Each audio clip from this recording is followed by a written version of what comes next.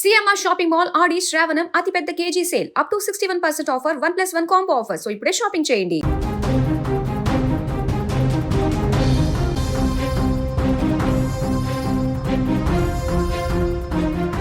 తెలుగు రాష్ట్రాల్లో వాతావరణం ఒక్కసారిగా మారిపోయింది. తెలంగాణ, ఆంధ్రప్రదేశ్లో చాలా ప్రాంతాల్లో భారీ నుంచి అతి భారీ వర్షాలు కురుస్తున్నాయి.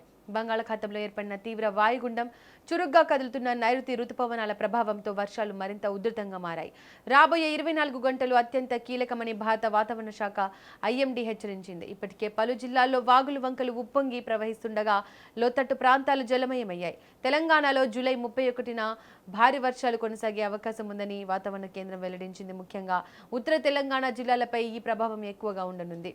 ఆదిలాబాద్, కొమరంభీం, ఆసిఫాబాద్, మంచిర్యాల, నిర్మల్, జగిత్యాల జిల్లాలకు రెడ్ అలర్ట్ జారీ చేశారు. ఈ ప్రాంతాల్లో అత్యంత భారీ వర్షాలతో పాటు గంటకు 40 నుంచి 50 కిలోమీటర్ల వేగంతో ఈదురుగాలులు వీచే అవకాశం ఉందని అధికారులు హెచ్చరిస్తున్నారు.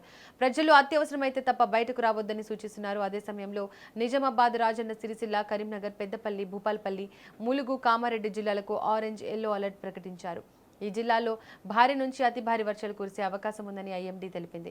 ఇప్పటికే కొన్ని ప్రాంతాల్లో రోడ్లపైకి వరద నీరు చేరడంతో రాకపోకలకు అంతరాయం ఏర్పడుతోంది. వాగులు వంకలు దాటే ప్రయత్నం చేయవద్దని, వరద ప్రవాహాల దగ్గరకు వెళ్లకూడదని అధికారులు హెచ్చరిస్తున్నారు. ఇక రాజధాని హైదరాబాద్ విషయానికి వస్తే నగరంలో రోజు మొత్తం మేఘావృత వాతావరణం కొనసాగే అవకాశం ఉంది. ఉదయం నుంచి మధ్యాహ్నం వరకు అక్కడక్కడ ఎండ కనిపించే అవకాశం ఉన్నప్పటికీ మధ్యాహ్నం నుంచి రాత్రి వరకు ఇంటర్మిటెంట్ రైన్ అంటే విడతల వారీగా వర్షాలు కురిసే అవకాశం ఉందని వాతావరణ శాఖ తెలిపింది.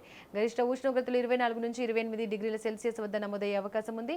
నగరంలోని లోతట్టు ప్రాంతాలు ప్రజలు అప్రమత్తంగా ఉండాలని అధికారులు సూచిస్తున్నారు. మరోవైపు ఆంధ్రప్రదేశ్లో కూడా పలు జిల్లాల్లో వర్షాలు కొనసాగుతున్నాయి. బంగాళాఖాతంలో కొనసాగుతున్న వాతావరణ వ్యవస్థ ప్రభావంతో కోస్తా, ఉత్తరాంధ్ర, రాయలసీమలోని కొన్ని ప్రాంతాల్లో ఉరుములు మెరుపులతో కూడిన వర్షాలు కురిసే అవకాశం ఉందని వాతావరణ శాఖ తెలిపింది.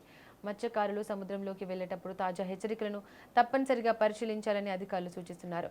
అలాగే రైతులు కూడా పొలాల్లో పనులు చేపట్టే ముందు స్థానిక వాతావరణ సూచనలను గమనించాలని విజ్ఞప్తి చేస్తున్నారు.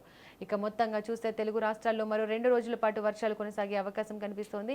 ఇప్పటికే పలు జిల్లాల్లో అధికారులు అలర్ట్ మోడ్లో ఉండగా విపత్తు నిర్వహణ బృందాలను సిద్ధంగా ఉంచారు. ప్రజలు కూడా అనవసర ప్రయాణాలు తగ్గించి అధికారుల సూచనలు పాటించాలని ఐఎండీ విజ్ఞప్తి చేస్తోంది. ముఖ్యంగా లోతట్టు ప్రాంతాలు, వాగులు వంకల సమీపంలో నివసించే వారు మరింత అప్రమత్తంగా ఉండాలని హెచ్చరిస్తోంది.